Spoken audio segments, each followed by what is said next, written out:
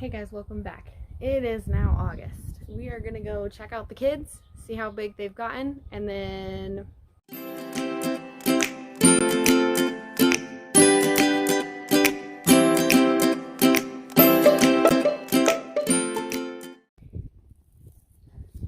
alright, these are the three boys.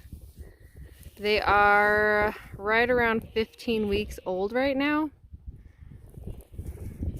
Growing like weeds.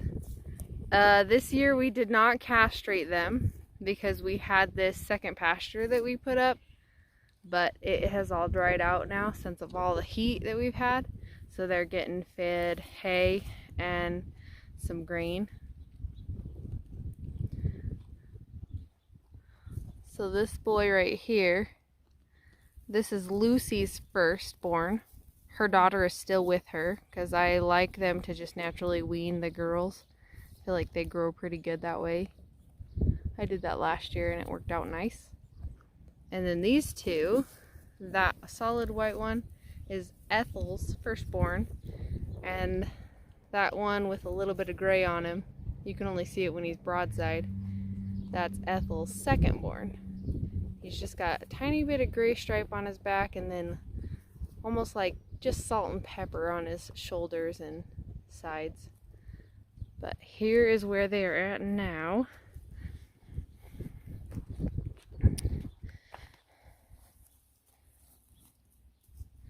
They're really friendly, but they jump all over me when there's no food. So I threw in some fresh cut alfalfa in here just to get them distracted so I could get a good video of them. But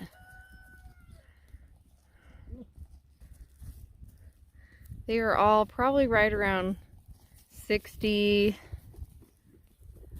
He's probably closer to 70. We weighed them at 90 days, which I can't remember how many weeks 90 days is off the top of my head. And these two were at 55 and he was at 63.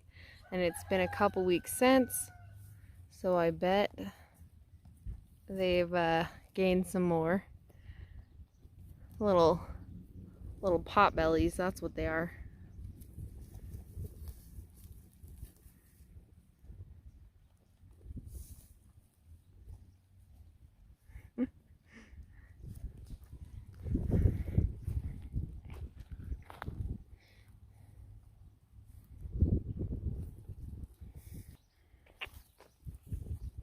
If we can make it to the sale this weekend, we might take these three boys, but it depends on our weekend and if I can get off work. So I don't know, can't keep them forever. All intact bucks, they don't do much good for me. They're all related. So I love how this one has a little bit of gray on it. He's my favorite.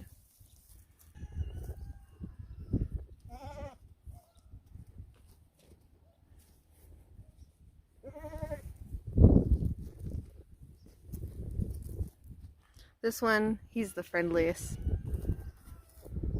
Something about Ethel's kids, they're always super friendly. And just like her girls last year, super friendly.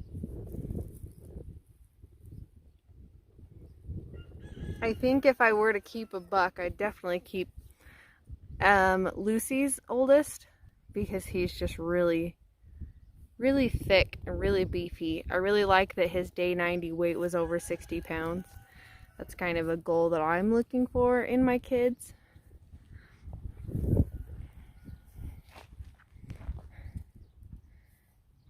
But they sure are fun.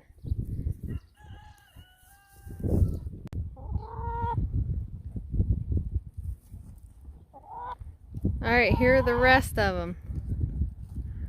So, we've got Ethel right here closest to the camera, and then her two daughters behind her. So this one with the more folded ears is Freya. This one with the less fold in her ear, that one's Lagatha. So we did a Viking theme that year. So we have Freya and Lagatha. Lagatha is the firstborn. Freya is the second born. And then we have Lucy. And she had a boy and a girl last year. We kept the girl. And this is her. She's the second born. Her name is Astrid. I really like this goat.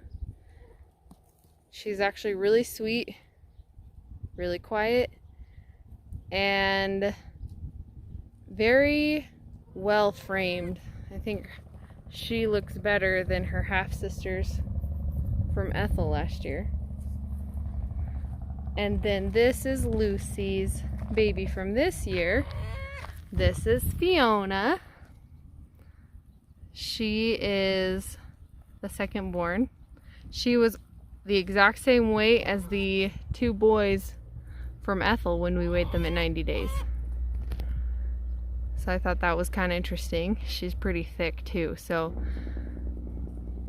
I have a lot to look forward to from that line. So I want to explain something. When I got my two goats, this chicken has something to say. So when I got my two goats, Ethel, she looks more savanna, and Lucy looks more boar. They both have boar in them. They're both percentage savanna, because at the time that's what I could afford. Lucy, oh, there she goes. Lucy is actually more savanna than Ethel. So even though she looks more savanna, she's actually 50% and Lucy's 75%. So then her kids, Ethel's kids from last year, are higher percentage than she is savanna, because they were bred to a 94% savanna buck. Same father, 94%. So she's actually higher percent savanna than her mom, yet she has a red head and neck and onto her shoulder. And then Fiona and the three boys that I have over there were all bred to a full-blood savanna buck. So she's more savanna than all of the goats, because her mom was the highest percentage and then her dad is full-blood. So that makes her like 80 something. So it'll be interesting to see how she grows and looks. So for my area, the most common goat to see in market is boar with the red head. So that's a lot of what the buyers are looking for. And so it can be challenging to sell goats that look like dairy breeds. So Savannah, being relatively new to this area, I still needed to keep some of that red head in my herd just for market. I would one day like to break into the pedigreed and all that stuff, but for now these guys are just commercial. They could have been registered. I chose not to because they would have just been percentage registered. And the dads both times were both full registered, but we'll break into that slowly. We just didn't want to pay $300 per goat to get registration paperwork on just percentage. I'd rather pay that amount for full blood or a higher percentage. So that's the goats.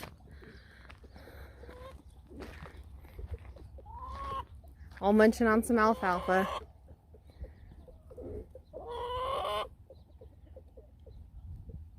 So we did it. We were able to take our goats to the sale on Saturday. We weren't able to get any videos of the loading and stuff because we were kind of at a time pinch. I was able to leave work early and then we just came home and like just made a mad dash. But here's what we've got as far as some pictures and a few little bits of footage. and then I'll show you how much we made at the sale. So we have these extra large dog crates, and all three of them fit in the dog crate really well. There's a room for them to all lay right next to each other if they wanted to. So that's how we packed them up, and then we tarped it over so they'd have some shade. So from where we live, it takes about 2.5 hours to get to Twin Falls, where the livestock auction was. 3 goats in a tote. 3 goats in a tote. They're just big enough to fit in our dog crate. We arrived when they were finishing checking in cattle, so we did have to wait a little bit. I took a few photos from the inside. I didn't realize I wasn't supposed to do this until my husband told me later, but this was my first time, so I was really excited. So it did take a while. We had to wait probably like an hour and a half to check our goats in once we did get there, because they were checking in quite a bit of cattle at the time. Goats are the last on the list to sell on auction, so really we could have made it a lot later, but we didn't want to miss out or miss anything or whatever, because this was our first time, so we didn't want to mess up and then like miss the sale. So we got there kind of early, but we waited probably like an hour in line to check in the goats, and then we did watch a little bit of the auction. We probably watched through maybe 100 goats, and they did have like quite a bit of goats to go through, so we didn't watch our own goats get sold, but we did watch a little while to see what was going on and to kind of get like an idea of what they might sell for. We watched a few goats that were in their weight category sell for pretty decent, and so that's what we were kind of hoping on. And then at the end of the sale, they sent us a check, and we got our check in the mail, and I'll show you what that looks like. So it breaks it down to how many goats you're selling, who the buyer was, how many pounds they were on average, and then the total pounds, and then the price per head.